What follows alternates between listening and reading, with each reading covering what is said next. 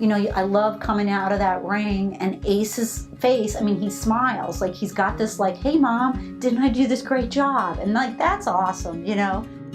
It's just a way to really build a stronger bond with your dog. That's the best part of it for all of us. It's an adrenaline pump, to say the least. It's a blast.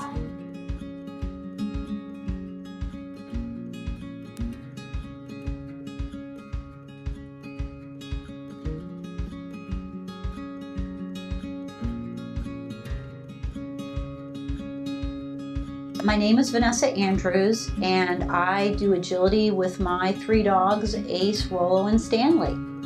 Agility is a sport for dogs that requires them to run courses with their owner's guidance and maneuver through and around various obstacles. It can be done both competitively and recreationally, and it's a great way to get active with your dog. There are 2 broad categories of obstacles in agility: non-contacts and contacts. The basic obstacles are jumps, tunnels. There are also weave poles. They're the most difficult in some ways for the dog because they're very unnatural. There are some other obstacles that are called contacts because the dogs have to make contact with them versus jumping over a jump. And we have an A-frame, which is a rectangular frame that you run over. And there is a dog walk that you run up and along and back down.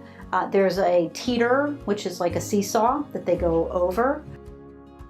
Each course is made up of around 15 obstacles, which vary from course to course in order and placement.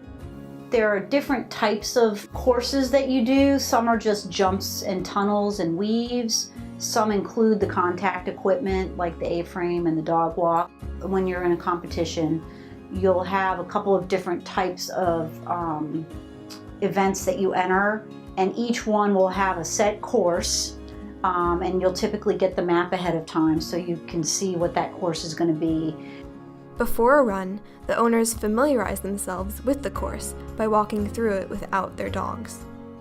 A successful or qualifying run means that the dog made no mistakes while running the course. These disqualifying mistakes are called faults, and they can include dropping a bar or missing contact on a contact obstacle. Disqualification means the run does not count towards titles or awards. The most prominent organization for agility in the United States is the American Kennel Club, or AKC, which hosts several events each year, giving the dog and owner teams the opportunity to compete against each other to win titles. The most prestigious title in agility is the Master Agility Champion, or MACH. Basically what you do is you sort of work your way up, and the titles that you sort of are working toward are called the Master Agility Champion title. And this is a title that is basically based on how many qualifying runs you have. You get points based on how fast your dog is and how consistent they are. And you have to sort of get to a certain threshold in terms of points and that sort of thing. And then you earn this title, which is called the MACH, M-A-C-H, Master Agility Champion. AKC has 2 major competitions each year, the Invitationals and the Nationals. In these competitions, dogs compete against other dogs in the same height class and breed. There are different opportunities throughout the year. In AKC, there are 2 big ones. One is called the Invitationals, which is where the top 5 dogs for every breed are invited to come and compete. That's the one we're going to in December. There's also something called the AKC Agility Nationals, which happens in the spring, and that's based on purely meeting criteria in a given year, which is pretty ambitious because you have to earn a lot of points, and the faster your dog is, the more likely you are to get there. So you tend to have the fastest dogs. Ace was able to qualify for that last year, so he got to go to that.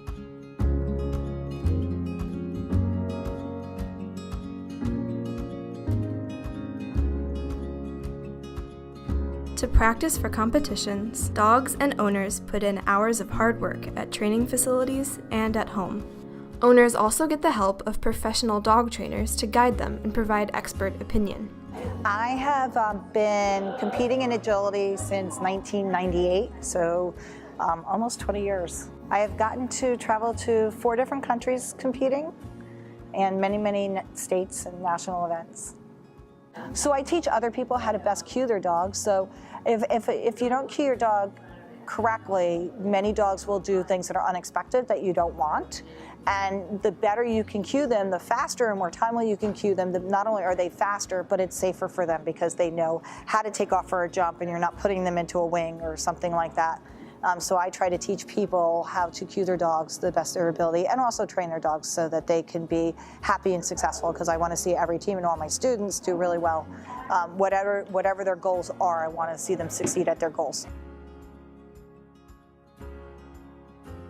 I appreciate that Cynthia is supportive of you regardless of if your dog is the fastest breed. She's just supportive of where you are and where you want to be with your dog.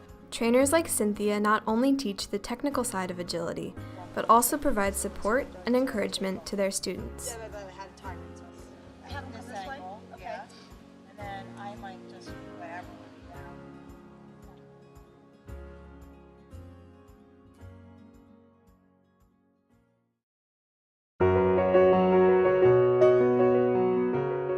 The closely knit agility community is as much a part of the sport as the practices and competitions.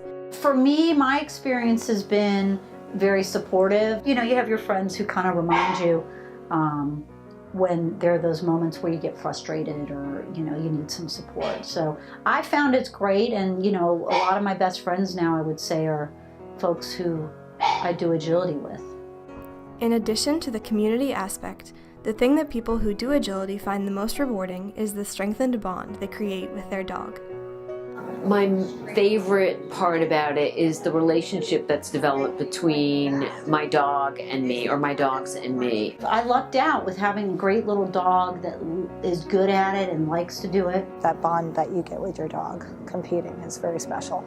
And I think what I learned over time is you just develop this relationship with your dog.